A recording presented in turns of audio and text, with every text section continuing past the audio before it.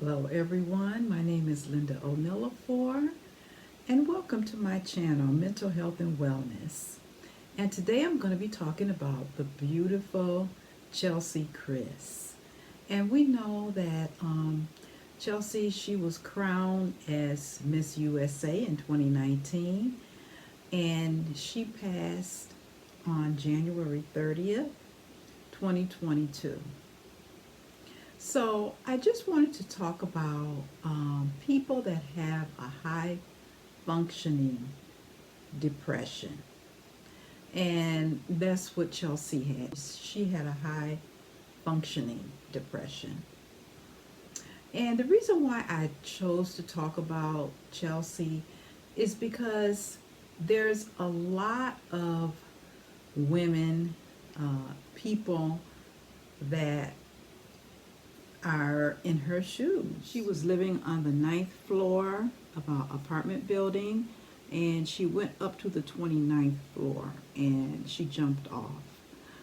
Okay, and so she was a high functioning, depressed person. And so that's what I wanted to talk about today.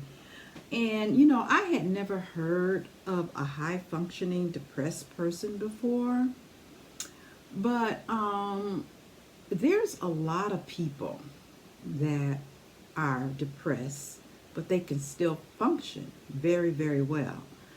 And so, you know, it was such a shock when it happened to Cheslie, because, you know, when you saw her, you know, she was beautiful, she was educated, she was successful.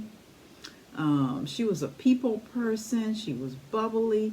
So she was everything that, you know, any person would really want to be.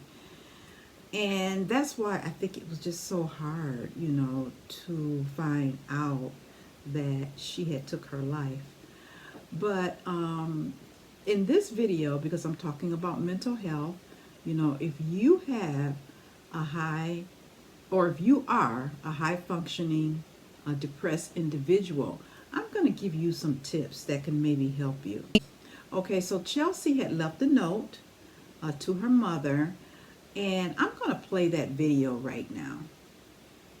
This was not her first suicide attempt. She'd attempted suicide before, and it was after that first attempt that she and I grew very close, and I wanted her to feel comfortable calling me, and she began taking all the right steps. She began seeing a counselor. She was getting good sleep at night. She knew all the things to do. April then recalls the day of the tragedy. Sunday mornings, Cheslie knows I go to work out. She was leaving her exercise class on the morning of January 30th when she noticed a text message from Cheslie. First, I'm sorry. By the time you get this, I won't be alive anymore. And it makes me even more sad to write this because I know it will hurt you the most. I think at that point I near blacked out, because by the time I read the text, an hour had passed. April shared that she didn't read the entire text immediately, revealing that she had hurried home to call her husband and figure out what they had to do. But she went on to read to the ladies at the table Cheslie's last words to her in full. I love you, Mom, and you are my best friend and the person I've lived for years. I wish I could stay with you, but I cannot bear the crushing weight of persistent sadness, hopelessness, and loneliness any longer. I've never told you these feelings because I've never wanted you to worry and because I hoped they would eventually change, but I know they never will. They follow me through every accomplishment, success, family gathering, friendly dinner. I cry almost every day now, like I'm in mourning. Cheslie's message continued. She said that she's wished for death for years, and it's a weight she didn't want to share with anyone. I love you more than any person I've ever known. You've done nothing wrong. You've done everything right. I no longer feel like I have any purpose in life. I don't know if I ever really did. Cheslie's final text revealed what she hoped was waiting for her on the other side of her pain. So I will leave and rejoin God in heaven and hope to find peace there. I don't want to leave, but I genuinely feel like I have to if I want to escape my loneliness that feels like it has no end. You are the perfect mom, and I will love you forever, even in death. Cheslie ended her message by letting her mom know to feel free to share this message because they should know how great of a mom she is. April also shared her hope that opening up about her daughter's passing will encourage others to be kinder to those who have mental challenges. So when you listen to the note that Cheslie left, there's three things that really kind of stick out that she was saying in that note about how she felt. She felt sad, she felt lonely, and she felt like she was hopeless. And so, when you think of depression, you don't really think of a high-functioning person being depressed. When I think of depression, I think of someone that, having a hard time getting out of bed in the morning, not combing their hair, not putting on their makeup, being isolated, not wanting to talk to anybody, socialize with anybody, just down and out. That's when I think of depression, that's what I think of. I don't think of a high functioning person being depressed, and I'm sure, most of us don't. But you never know what somebody is going through. She went through a lot. What I'm going to do is I'm going to give you some tips on if you are a high functioning depressed person. I have some tips that I want to give you. Okay. Now, we don't know, what really went on with Cheslie. She talked about being sad. She talked about being lonely. And she talked about having a lot of hopelessness. Now, and those are the three signs of depression. And, she even talked about when she goes to an event or a party, how the weight of the depression follows her wherever she goes.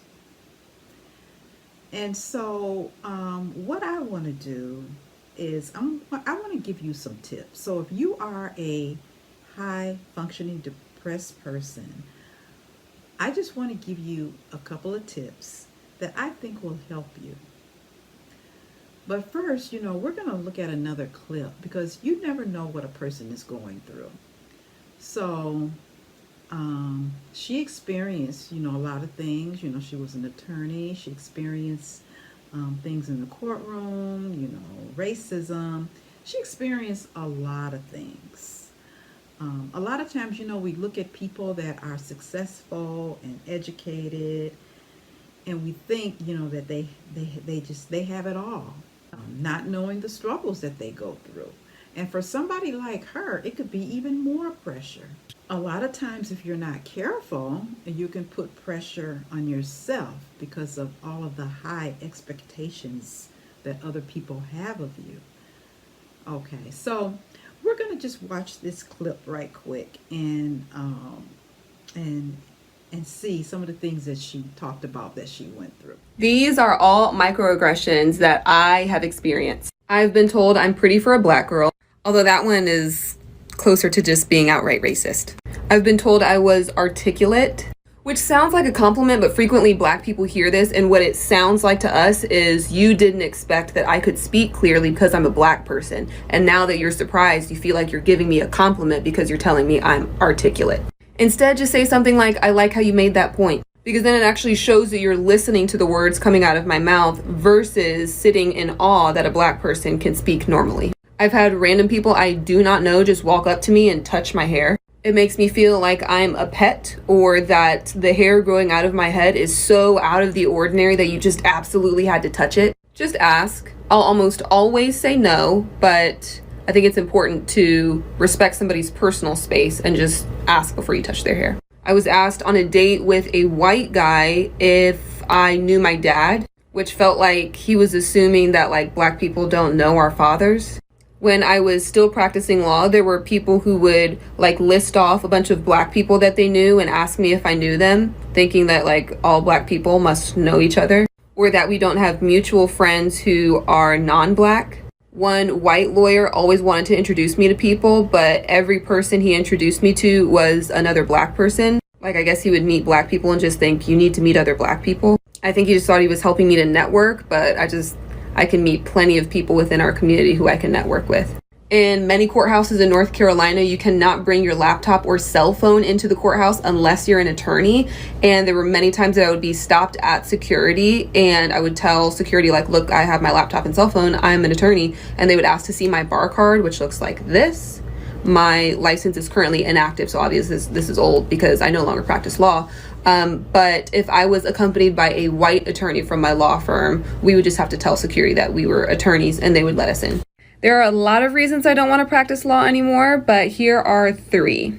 Number 1, I just really like what I do now. I'm a correspondent and TV host. I work on Extra, and so I get to interview really interesting people all the time. Like just in the last few weeks, some of the people I interviewed were Denzel Washington, Mariah Carey, and Alicia Keys, and they were all so nice. I was a correspondent at Miss Universe in December and in May. I do speaking engagements. And so part of it is just, I really love the stuff that I do now. My second reason is billable hours are trash. Yeah, I'm gonna leave it there. If y'all really want to know about billable hours, just let me know and I'll make a separate video, but it's a lot and it's a big reason. My third reason is just the general lack of diversity in the legal profession and the constant microaggressions because of it. Now that can be said about a lot of different industries, but for some reason it just felt worse in the legal profession. For example, I remember once walking into a deposition, which is basically just like a formal interview of a person. So I'm a lawyer interviewing somebody on the record.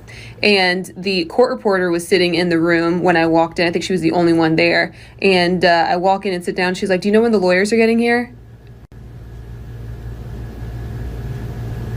Well, I'm here, so the lawyers are here. And I think what made me the most upset about that last instance was like I walk into this room with my suit on and this giant bag full of documents that I then start taking out of my bag so I can ask the person I'm deposing about this information. I'm like, what client or layperson who walks into a deposition with all this stuff?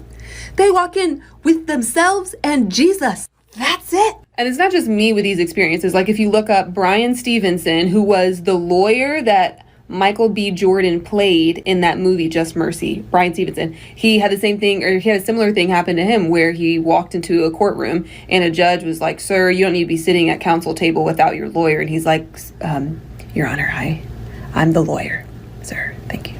Now, after listening to all of those things, you know, being in her shoes, I can see where all of the frustration would come from.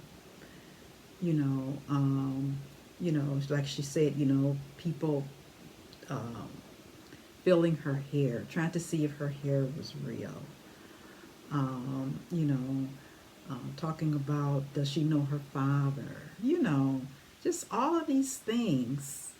And then, when she was in the courtroom, people questioning, are you the attorney? Looking at you, judging you by the way you look. You don't look like an attorney. How can you be the attorney? So she had to deal with all of those things. So, but I'm going to give you a couple of things that I think might help if you are a high functioning, depressed person. So, the first thing that I'm going to talk about, and I got my notes here, there's 21 million people that are depressed, and that's on record. Now, we know that it's more than that because when you think about all the people that don't reach out for help for depression. So that 21 million is just what's documented of the people in the United States. Okay, so if you are a high functioning depressed person, I just want to say to you that if you are taking medication for depression, you have to be really careful because a lot of that depression medications, the side effects, one of the side effects can be suicide, where you have suicide tendencies, you know. It's sad, but it's true. A lot of the medications, and they have so many medications on the market, but some of it can cause you to have suicidal thoughts. Okay. The other one is getting enough rest. You know, you have to get enough rest, especially if you have a busy schedule. In Chelsea's case, hopefully she did get enough rest, but it can be really draining, you know, when you're doing interviews and you have speaking engagements and you're going here and you're going there. You know, your calendar can be full every single day. And so you have to make time out for yourself. You have to just block out some days just for you. Okay. Now, the next one is going to be don't be afraid to say no. You know, a lot of times people, like in Chelsea's case, you know, high profile people, they don't want to say no. But you know what? For your mental health, you have to say no. So let's just say if you have an engagement on Monday and Tuesday you're off and Wednesday you have another speaking engagement. If somebody calls you and they want you to come speak to them on Tuesday, you have to say no. And don't be afraid to tell them, you know what, for my mental health, I'm not going to be able to speak because I need to take time off for me. You know, we can reschedule it maybe 2 weeks later or a month later or 3 months later or whatever. But my time is my time. And you'll be surprised of people that are afraid to say no. They don't want to disappoint the other person. So that's something too that people have to actually learn. Some people have to learn how to say no, believe it or not. I was watching Joyce Meyer once, and she said the same thing. She said she had to learn how to say no because of her mental health. She had to say no. So the next one is going to be being a perfectionist. Okay, now we know that, you know, everybody wants to do things right and get things right. But being a perfectionist, you know, everybody makes mistakes. We were born to make mistakes. There's no human being on this planet that has not made a mistake at some point or some time. And when we make mistakes, you know, we need to forgive ourselves. And, you know, if you're a high profile person and you make a mistake, don't beat yourself up. You know, there's a lot of people that have to work on not being a perfectionist. You know, you don't have to do everything perfectly. You know, you don't have to just be this little perfect person walking around that never makes a mistake. You know, we all make mistakes, and it's okay. It's okay. And one thing about making mistakes is that we learn from them. We really do. We learn from our mistakes. Okay. And the other thing too is, you know, negative thoughts. You have to be careful because negative thoughts will make you believe something that's not even true. You know, it can make you believe something about yourself. It can make you believe something about someone else that's not even true. So you have to be careful about letting negative thoughts control you. You know, Chelsea had mentioned that she feels this sadness. She feels lonely. She feels a hopelessness. You know, those are all the signs of depression. But, and she said that it follows her wherever she goes. You know, she can just feel the weight. So sometimes it's your negative thinking about yourself, um, and about what other people might think about you. You know, and she had such her beauty, you know, her charm, and you know, I'm sure she had to deal with, not with, you know, all the things that she said she was dealing with, and I'm sure it's a whole lot more that she didn't even mention, but I'm sure that, you know, she probably had to deal with jealousy. Can you imagine all of the women that were jealous of her because of her beauty, because of her education, because of her gifts and her talents, you know, her bubbly personality? I know she had to deal with that. So, but anyway, those are some tips that I wanted to give you if you are a high functioning depressed person. Okay, so um, I'm hoping that you got something out of this video, and stay tuned for my next video. Okay, goodbye.